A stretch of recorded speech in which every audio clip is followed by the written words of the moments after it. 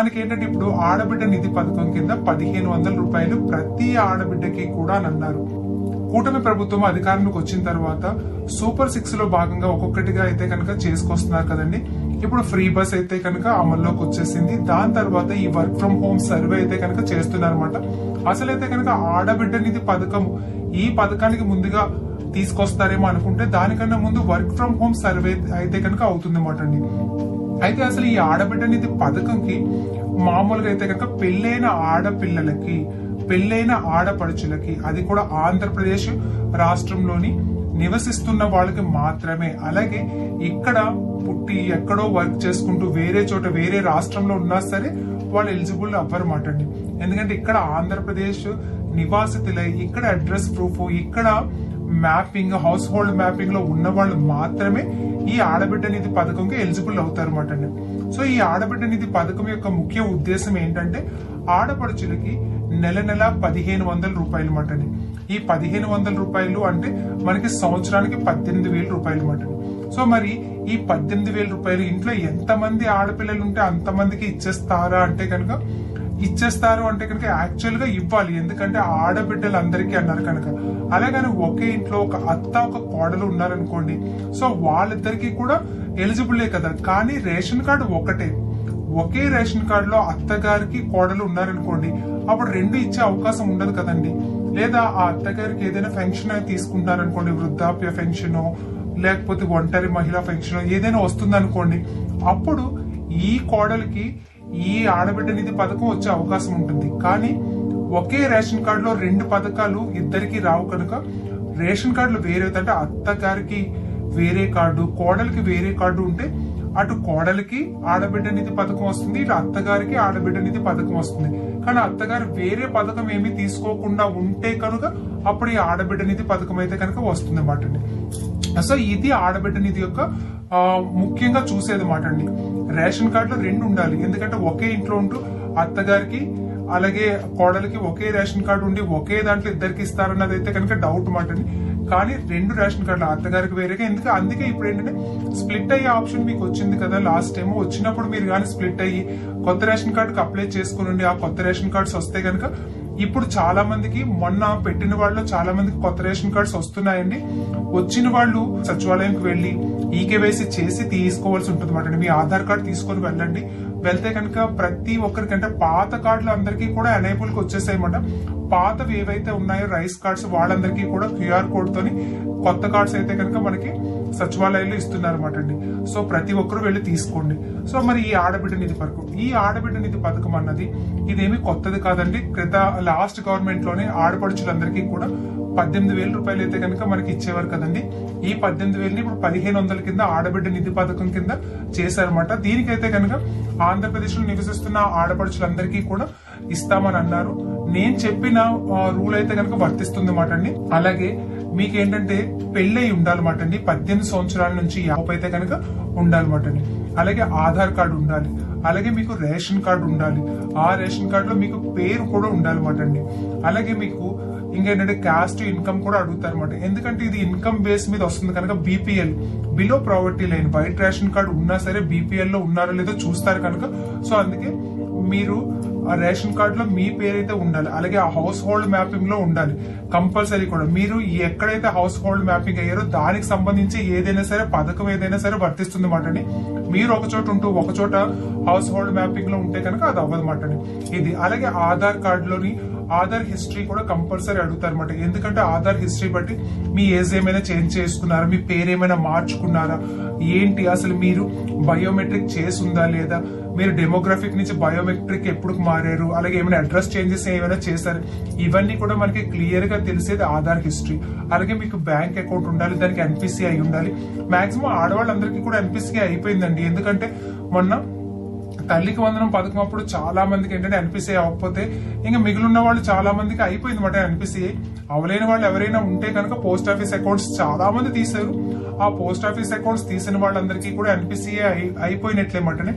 ఎవరైనా అయ్యో మాకు ఎన్పిసిఐ అయిపోయిందా లేదా అని ఎవరికైనా డౌట్ ఉంటే కనుక ఈ మధ్య కాలంలోని గత 6 నెలలుగా ఎవరైనా పోస్ట్ ఆఫీస్ అకౌంట్ గాని తీసున్నట్లయితే 200 రూపీస్ ది వాళ్ళందరికీ కూడా ఎన్పిసిఐ అయిపోయినట్లే.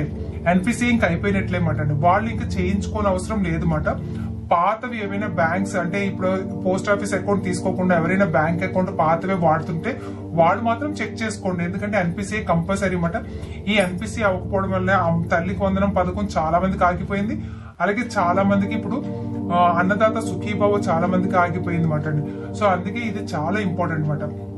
ఆధార్ కార్డ్ కి మొబైల్ నెంబర్ ఉండాలి, అలాగే ఇంకా క్యాస్ట్ ఇన్కమ్ కూడా ఉండాలి. మీరు ఇక్కడ ఉంటున్నట్లుగా హౌస్ హోల్డ్ మ్యాపింగ్ లో మీ డేటా కూడా ఉండాలన్నమాట అండి.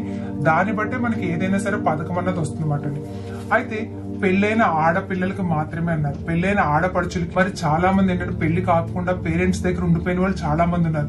మరి అలాంటి వాళ్ళ పరిస్థితి ఏంటంటే కనుక పెళ్లి కాకుండా తల్లిదండ్రుల వద్దే ఉండిపోయిన ఆడపిల్లలకి కూడా ఆ ఆధార్ అంటే తనకున్న రేషన్ కార్డులోని ఇంకా ఎవరు ఎలిజిబుల్ లేకుండా ఉంటే కనుక వాళ్ళకి ఇస్తారన్నమాట అండి. సో అలాగే ఇవ్వాలి మాట కంపల్సరీ. ఎందుకంటే మరి ఆ ఇంట్లో ఇంకే పథకం తీసుకోలేనప్పుడు ఆ ఇంటి ఆడపడుచుగా తనకి ఇవ్వాల్సిన బాధ్యత అయితే ఉంది కదండి. మరి అది ఎంతవరకు తీసుకొస్తారన్నది తెలియదు. దీనికి సంబంధించిన విధి విధానాలు అయితే కనుక మనకి ఇది వరకు అంటే గతంలో ఉన్న వాటిని బేస్ చేసుకొని చెప్తున్నాం తప్ప ఇంకా ఏ రకమైన విధి విధానాలు రాలేదు మాట అండి. నెక్స్ట్ వచ్చేది ఏంటంటే మనకి ఈ ఆడబిడ్డ నిధి పథకమే, అలాగే నిరుద్యోగ వృత్తి. ఇప్పుడు తల్లికి వందనం పథకం మీకు ఫస్ట్ గా తల్లికి వందనం పథకం వచ్చిందండి. దానికి మీరు అప్లై చేశారు, సెలెక్ట్ అయిపోయారు, తల్లికి వందనం పథకం వస్తుందన్నమాట మీకు. సో వస్తున్నప్పుడు మీకు నిరుద్యోగ వృత్తి వచ్చింది, దానికి అప్లై చేశారు. కానీ అక్కడ తల్లికి వందనం తీసుకుంటున్నప్పుడు నిరుద్యోగ వృత్తి వస్తుందా అని అంటే కనుక చెప్పాను కదండి, ఒకే 2 పథకాలు 3 పథకాలు ఒకరికే రావు మాటండి. అది దాన్ని స్ప్లిట్ అవుతుంటది. అంటే వేరే వాళ్ళకి మీ ఫ్యామిలీని ఇంకొకరికి ఇచ్చే అవకాశం ఉంటుంది మాట అండి. మీ రేషన్ కార్డులో ఫ్యామిలీ కాదండి, రేషన్ కార్డుని బట్టి ఉంటుంది కదండి. సో అలాగమాట. అలాగే వర్క్ ఫ్రం హోమ్ వచ్చేసింది కదా మీకు జాబ్, ఇప్పుడు నిరుద్యోగ వృత్తి వస్తుంది అంటే కనుక ఎందుకు వస్తుందండి? వర్క్ ఫ్రం హోమ్ అంటే ఒక జాబ్, మీరు ఒక జాబ్ లో జాయిన్ అయిన తర్వాత మీ ఆధార్ కార్డు అక్కడ మీ ఆధార్ కార్డు కొట్టుగానే మీరు పలానా అవుట్ సోర్సింగ్ జాబో లేకపోతే ఇంకే జాబో చేస్తున్నట్లుగా వస్తుంది అనమాట. సో వస్తున్నప్పుడు ఇంకా నిరుద్యోగ వృత్తికి ఇంకా మీరు ఎలిజిబుల్ లేనట్లే కదా.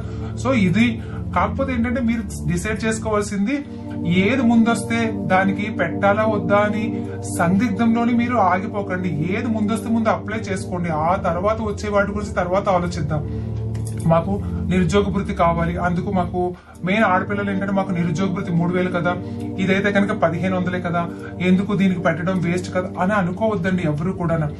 జస్ట్ మీకు ముందు ఈ పథకం వచ్చిందని కూడా ఇది పెట్టుకోండి, ఆ తర్వాత సంగతి అది ఏమో దానికి కూడా ఎలిజిబిలిటీ ఇచ్చారనుకున్నప్పుడు అది కూడా పెట్టుకుందరు. కానీ అంతే తప్ప ఇది వదిలేసి దానికోసమని దానికి మళ్ళీ ఎలిజిబిలిటీ రెండూ కాకుండా అయిపోతారు. అందు గురించి మొదటిగా ఏదొస్తే దానికి అవకాశం ఉన్న ప్రతి ఒక్కరు కూడా అప్లై చేయండి. ఈ వర్క్ ఫ్రం హోమ్ కి ఇప్పుడు మళ్ళీ కొత్తగా కూడా చేస్తున్నారు కనుక మీరు వెళ్ళి చెయ్యండి. మీకు నిరుద్యోగ వృత్తి వచ్చేలోపు వర్క్ ఫ్రం హోమ్ జాబ్ వచ్చింది అనుకోండి, సంతోషమే కదండి. సో ఈ రకమైన అంటే ఇలాగా మీకు చూస్తారన్నమాట. అందుకే ఇది ఎక్కువ ఇది తక్కువ అన్నది వదిలేయండి. మొదట మన దగ్గరికి ఏది వస్తుందో దాన్ని మనం ముందు తీసుకుందాం, ఆ తర్వాత మిగతా దాని గురించి ఆలోచిద్దాం. ఈ ఆడబిడ్డ నిధి కోసం విధి విధానాలు గానీ దీనికోసం ఎలాంటి ఇన్ఫర్మేషన్ ఇంకా లేదు మాటని. సో వస్తే కనుక వీడియో రూపంలో మీ ముందుకు వస్తాను. జస్ట్ మీకు ఒక అవగాహన కల్పిద్దామన్న ఉద్దేశంతో నేను వీడియో అయితే చేస్తున్నాను అనమాట అండి. ఎందుకంటే చాలా మంది ఆడబిడ్డ నిధి వస్తే వర్క్ ఫ్రం హోమ్ రాదా, వర్క్ ఫ్రం హోమ్ వస్తే నిరుద్యోగ వృత్తి రావాలని చాలా మంది కమెంట్స్ చేస్తున్నారు. సో ఆ కమెంట్స్ మీద నేనైతే కనుక మీకు ఆన్సర్ చేయడానికి నేను ఇలా మీ ముందుకు వచ్చాను అనమాట అండి. సో చాలా మంది ఏంటంటే క్యాస్ట్ ఇన్కమ్ అయితే కనుక ప్రతి ఒక్కరు అప్లై చేసుకుని పెట్టుకోండి. ఎందుకంటే క్యాస్ట్ రావడానికి కొంచెం టైం పడుతుంది అనమాట. చాలా మంది ఇబ్బంది పడుతున్నారు. ఎందుకంటే మీ సేవకు గానీ సచివాలయాల్లో గానీ ఎందుకంటే అది పెట్టిన తర్వాత 30 days పడుతుంది అనమాట అండి. సో రీఇష్యూ సర్టిఫికేట్ వచ్చేస్తే ఇబ్బంది లేదు మాట అండి. చాలా మందికి రీఇష్యూ రావట్లేదు, అందు గురించి కంపల్సరీ పెట్టుకోవాలి. ఇన్కమ్ సర్టిఫికేట్స్ అయితే కనుక అందరు కొత్తవి పెట్టుకోవాలండి. మీ ఆధార్ కార్డు, రేషన్ కార్డు, అలాగే ఒక అప్లికేషన్ నింపి దానికి నోటరీ ఒకటి చేయించుకొని మీరు పెట్టుకోండి అనమాట. అలాగే పిల్లలకి ఇన్కమ్ సర్టిఫికేట్ పెట్టారనుకోండి, ఆ పెద్దవాళ్ళది అంటే ఫాదర్ది చైల్డ్ది కలిపి ఆధార్ కార్డ్స్, రేషన్ కార్డు ఒక నోటరీ చేయించుకొని పెట్టాల్సి ఉంటుంది అనమాట. ఇది పెట్టిన తర్వాత మీరు 15 రోజులు పడుతుంది అనమాట అండి. సచివాలయంలో పెడితే వెంటనే మీరు విఆర్ఓ గారికి అక్కడ ఇచ్చేవచ్చు. ఎక్కడైనా మీ సేవలో పెడితే కనుక మళ్ళీ ఆ అప్లికేషన్ తీసుకుని వెళ్ళి సచివాలయాలకి మీరు ఇవ్వాల్సి ఉంటుంది అనమాట. ఇది 15 రోజులు ప్రాసెస్ అవుతుంది అనమాట. సో అందు గురించి ఇంకా ఎవరైనా సరే క్యాస్ట్ ఇన్కమ్ పెట్టుకోలేని వాళ్ళు ఉంటే కంపల్సరీ పెట్టుకోండి. నిరుద్యోగ వృత్తి గానీ, ఆడబిడ్డ నిధికి గానీ, లేదా ఇంకా వర్క్ ఫ్రం హోమ్ ఇప్పుడు ఇంతవరకు అయింది, తర్వాత మీకు జాబ్ వరకు వస్తే కనుక ఇవన్నీ అడుగుతారు. ఇప్పుడు మమ్మల్ని అడగలేదండి అని అంటారు, ఓన్లీ సర్టిఫికేట్ మాత్రమే అడిగారన్నారు. ఓకేనండి, ఇప్పుడు సర్టిఫికేట్ వరకు మాత్రమే అయింది. దీని నెక్స్ట్ ప్రాసెస్ ఏంటన్నది SMS గానీ లేకపోతే ఈమెయిల్ గానీ వస్తుంది. దాన్ని బట్టి మీకు నెక్స్ట్ ఏంటన్నది ఎగ్జామ్ ఉంటుందా, ఇంటర్వ్యూ ఉంటుందా, అసలు ఎలా మనం ఫేస్ చేయాలి, జాబ్ ఎక్కడ చేయాలి, వీటన్నిటి గురించి కూడా ఇన్ఫర్మేషన్ మీకు వస్తుంది అన్నమాట అండి. సో చాలా మందికి కాల్స్ రావట్లేదు, మాకు వెరిఫికేషన్ అవ్వలేదు అంటే కనుక మీరే వెళ్లి చేయించుకోండి, తప్పు లేదు. ఎందుకంటే మన అవసరం కనుక. ఇది సెప్టెంబర్ 15 వరకు ఉందన్నమాట.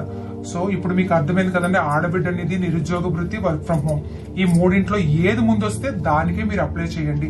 అంతే తప్ప ఇది వస్తుంది కదా అని దాన్ని వదిలేసి, అది వస్తుంది కదా అని దీన్ని వదిలేసి మీరు ఇబ్బంది పడకండి, తర్వాత బాధపడకండి.